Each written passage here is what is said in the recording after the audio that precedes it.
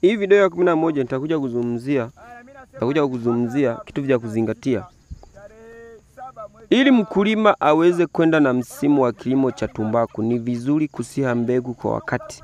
Muda wa kusia mbegu unatofautiana kulingana na kanda moja hadi nyingine, lakini pia kulingana na kuanza kwa msimu wa mvua kama jedwali litakavyo kuonyesha hapo kwenye video. Mfano, kulingana na hivyo kuandalia hili somo.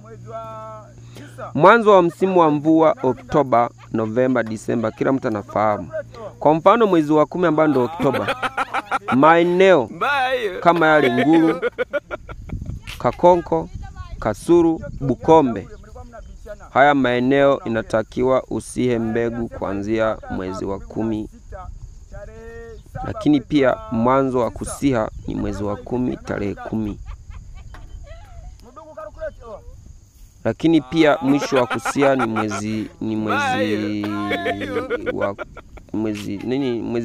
tarehe 10 Septemba. Naomba uelewe ifuatavyo. Hizi sehemu wanasia mbegu kuanzia mwezi wa 9 hadi wa 10. Tarehe za mwanzo.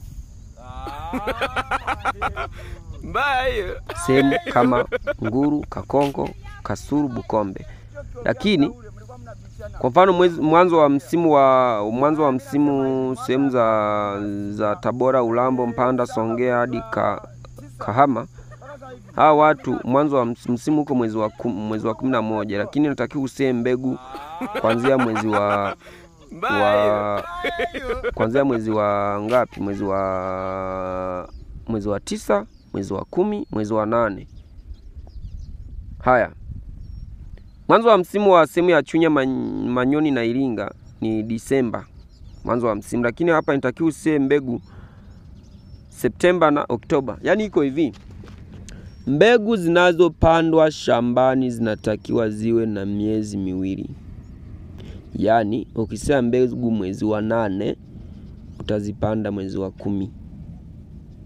Sasa inatakiwa uangalie unapotaka kulima tumbaku, mbegu huwa zinasihwa mwezi wa ngapi, au mvua huwa inanyesha mwezi wa ngapi? Yaani msimu wa kilimo cha tumbaku kinaanza mwezi wa ngapi?